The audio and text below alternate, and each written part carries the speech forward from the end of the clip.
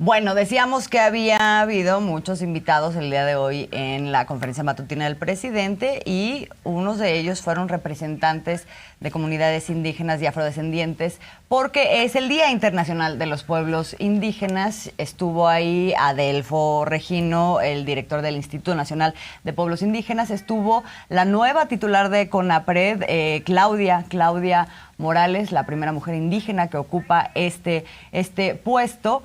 Que CONAPRED, bueno, pues es la institución, el Consejo Nacional para Prevenir la Discriminación. Entonces es importante, incluso simbólicamente, el hecho de que ella ocupe este espacio. Hoy estuvo ahí, estuvieron otros representantes y se habló de la cantidad de apoyos. A mí sí, son datos que no conocíamos, sí. Y son el tipo de informaciones, Jorge, que en realidad nadie retoma, ¿no? O sea, ¿a dónde, cuando habla el presidente de programas sociales, a dónde se dirigen los programas sociales? De pronto se habla de un gobierno, por ejemplo, que usa muchos recursos en superobras, ¿no? Que también está sucediendo eso, pero por otro lado hay esto que hoy fue presentado en donde Adelfo Regino explica cómo los programas sociales de esta administración tienen como destino prioritario las comunidades indígenas y las comunidades afrodescendientes. Y ahí hay datos. ¿Tenemos los datos por ahí? Ahí está. Mira, los programas del bienestar. Son 17 programas a través de los cuales han sido beneficiados 5.617.000 mexicanos. Una cosa que comentaba Adelfo Regino. Bueno, lo podemos escuchar, lo tenemos, ¿verdad? Venga. 103 municipios hay presencia de población indígena y afromexicana. Y en ellos, en estos 1.103 municipios, se apoya un total de 5.617.849 beneficiarios de todos los programas del bienestar, lo que significa que cada hogar indígena o afromexicano recibe en promedio 3 apoyos como mínimo. Bueno, que por cierto, los de The New York Times se atrevieron a decir que los programas sociales de López Obrador generan más pobreza. Sí, que les digan a los pueblos originarios, por ejemplo, cuando un presidente de nuestro país había creído tanto en estas poblaciones originarias, a tal grado que se les da la confianza, en el caso de Oaxaca y otras regiones, se les entrega el presupuesto para que ellos mismos elaboren sus caminos y hacen obras de arte en lo que hace particularmente al estado de Oaxaca. Y no quiero dejar pasar este otro asunto, lo de CONAPRED, que ahora ya está presidido por una indígena que nos presentaron en esta mañanera. Hay que recordar nada más qué se tenía antes y sobre todo al inicio de esta administración, porque las inercias del régimen neoliberal, pues ahí claramente se manifestaban. Mónica Magsice lideraba, encabezaba el CONAPRED y fue quien invitó a Chumel Torres a un foro a hablar en contra de la discriminación, siendo que Chumel Torres había atacado con saña al hijo menor de edad del presidente López Obrador, y esto despertó el enojo del propio presidente. Públicamente en una mañanera dijo: ¿cómo es posible que inviten a Chumel a un foro, los de CONAPRED, para hablar contra la discriminación, si a mi hijo le ha puesto una serie de adjetivos por su apariencia? Imagínense nada más. Digo, para entender las diferencias, y por eso en particular yo creo que nos llena de orgullo que nos presenten a esta mujer indígena como parte esencial de la CONAPRED para dirigirlo, ¿no, estimada Azul? Sí, con una encomienda muy clara que es justamente combatir la normalización de la discriminación en nuestro país, que es una cosa que tenemos tan arraigada. Creo que es importante cuando hablamos de los programas, estábamos viendo a Adelfo Regino decir, por lo menos 3 programas sociales por hogar se están recibiendo en todas estas poblaciones, lo que implica un tipo de apoyo y un tipo de beneficio. Otros apoyos también fueron ahí explicados. Hay una gama amplia de lo que representan estos recursos destinados justamente a apoyos a estas comunidades. Una parte tiene que ver, por ejemplo, con los planes de justicia, este pago de deuda histórica con distintos pueblos, por ejemplo, el pueblo yaqui, el rarámuri, el wixárika, ¿no? Existen estos planes de justicia para devolver lo que se les ha arrebatado a lo largo de toda la historia. Y aquí está el ejemplo del plan de justicia del pueblo yaqui. Son 20 acuerdos sobre derechos de la tierra y territorio donde se les devuelve tierra, también el derecho al acceso al agua, una cosa que también ha sido verdaderamente trágico lo que sucedió con el pueblo yaqui, lo que además ha sido difícil, ¿no?, remontar. Luego entrega, bueno, ahí vemos la entrega de cuántas hectáreas se han dado, la reversión de la expropiación de otra cantidad de tierras. Y también una cosa que no pusimos aquí, pero que forma parte de este plan de justicia, también el acceso a la salud, ¿no? Eso es parte de lo que está contemplado también dentro de estos planes de federalización por estados, ¿no? Específicamente destinados a cubrir el servicio y la atención en los lugares más lejanos, en donde unos pues tienen que ver con estos pueblos. Pues ahí está una serie de apoyos que además se concentran en entidades, en lo que hace a toda la inversión en la parte social. El presidente también lo ha presumido ese dato. Los estados que más reciben son Oaxaca, Chiapas, Guerrero, que son los que tienen un componente indígena más importante, muchas comunidades marginadas, por cierto, carencia de doctores que van a subsanarse de alguna manera con los médicos cubanos y lo que se pueda.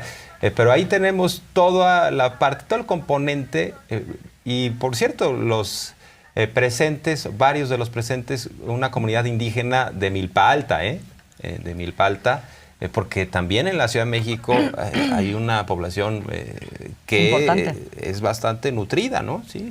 Así es. Y al hablar del otro resto de programas o de la composición de estos programas que no solo tienen que ver con recursos, lo que tiene que ver con recursos, dicho sea de paso, están destinados también a mejorar el entorno. El entorno, por ejemplo, Sedato hace ahí una importante labor junto con las comunidades o junto con las poblaciones de los lugares en donde trabaja. Veíamos ahí también el apoyo en términos escolares, ¿no? O sea, el dinero que se está dando para financiar casas, centros, comedores para la educación de los niños. Otra parte importante, la recuperación de las lenguas indígenas a través de, por ejemplo, la creación de la Universidad de Lenguas Indígenas, de radiodifusoras. Hoy estamos escuchando una radiodifusora Chontal en Tabasco y la del río Yaqui también. En fin, o sea, son, bueno, las carreteras que estaban, las carreteras artesanales, sí, los caminos artesanales que están construyendo allá en Oaxaca para conectar pues más de 500 municipios ahí de la entidad. En fin, o sea, tienen varias líneas de acción que hoy se estuvieron detallando, que son importantes. Ahí vemos los caminos artesanales en Oaxaca, ¿no? La longitud que tienen, la proyección total a 2024 y todo el chiste es que quede comunicada y todo el chiste es también, Jorge, quienes participan de todo esto. Hablabas de la entrega de los apoyos de manera directa, que no es nada más el dinero, sino es junto con un proyecto de mejoramiento del entorno en donde participan las poblaciones y además se genera empleo, en fin. Desde mi punto de vista, una situación muy integral que hoy fue reconocida y fue agradecida por quienes ahí estuvieron en la conferencia matutina. Bueno, de los caminos de Oaxaca vale la pena después poner un video en algún otro día de las mujeres participando en estos caminos. Además, ellas son las que fundamentalmente administran los recursos. No se pierde un centavo, no se trata de darle los contratos a esas constructoras que ni siquiera llegaban a este tipo de zonas, simplemente se robaban el dinero. Decían no había condiciones o simulaban obras y en este caso bellísimas. Vimos ahí una fotografía. Bueno, este país tiene un problema grave, que es la falta de médicos y médicos especialistas. De eso habló el director del IMSS, Zoe Robledo, y esto que señala es muy importante. Se requieren más de 10,000 y cuando menos ya hay estas vacantes ofertadas, 10,495 para que médicos de este país vayan a zonas que generalmente están pues desocupadas y por supuesto se requiere su presencia. Médicos postulados, solo 578, es decir, un avance del 5.51%. ¿Qué quiere decir esto? Pues que el déficit es muy claro. Estamos hablando de médicos que no quieren estas vacantes ofertadas, un tema de voluntad y bueno, están en su derecho y el gobierno dice, ¿y cómo le hacemos? Nosotros, ¿cómo vamos a subsanar esto? Y por eso la llegada de médicos cubanos. No sé si tengamos también... Bueno, vamos a escuchar al director del IMSS sobre esto y ahora seguimos comentando. Para los casos particulares de Colima y Nayarit, ya están participando 115 especialistas, 40 mujeres, 75 hombres, que ofrecen 15 especialidades que tienen la mayor demanda. Para Colima se asignaron 55 especialistas, para Nayarit son 60. Todos los médicos cuentan con una revalidación de estudios por parte de la SEP y el Seguro Social determinó los lugares, los hospitales del IMSS Bienestar donde prestarán sus servicios y que además pueden ser rotados en función de la necesidad y cubrirán vacantes de las que no ha habido disponibilidad de un médico durante muchos años.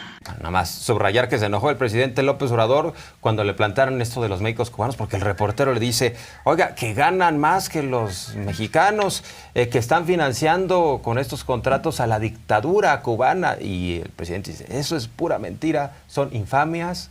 Nosotros estamos muy agradecidos con el pueblo de Cuba y estos médicos cubanos no le están quitando el trabajo a los mexicanos, ganan lo mismo y nos están ayudando muchísimo. Pero no anden con infamias, no anden con pues su receta clásica de la hipocresía y de ahora supuestamente estar bien preocupados por la salud cuando dejaron un tiradero.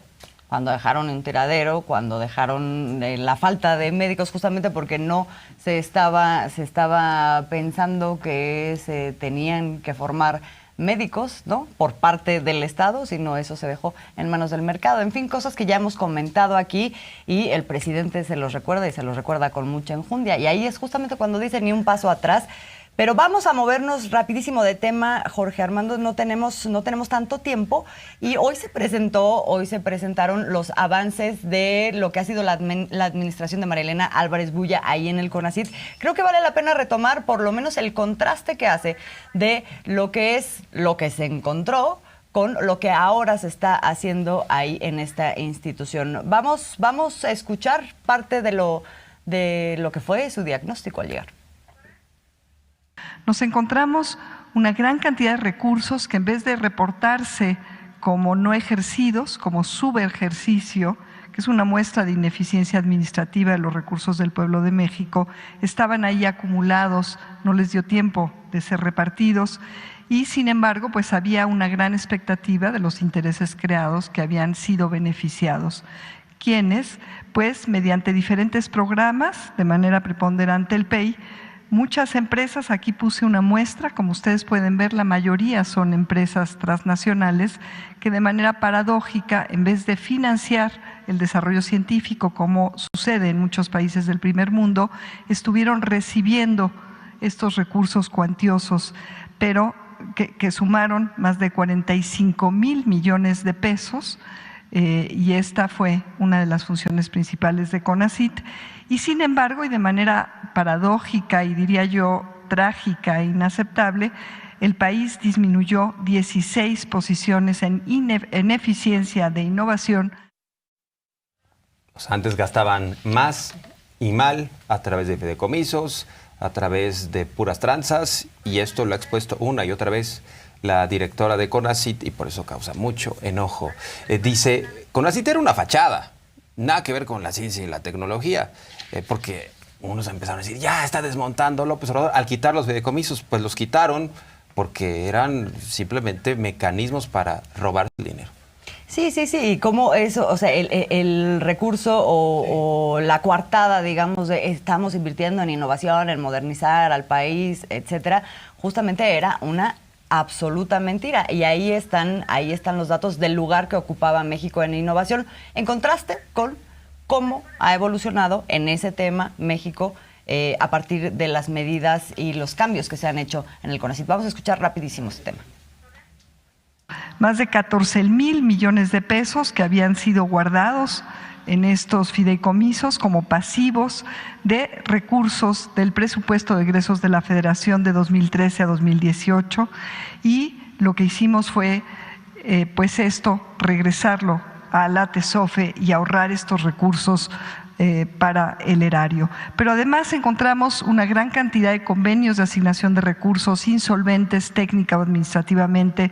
Pudimos echarlos para atrás y recuperar un adicional de más de 7,600 millones de pesos, y en total entonces el retorno a la TESOFE fue de casi 22,000 millones de pesos. Y curiosamente, con este ahorro y mayor eficiencia en estos 3 años y medio, en vez de disminuir en eficiencia y resultados de innovación, el país ha aumentado 10 lugares, de lo cual nos sentimos muy contentas y contentos.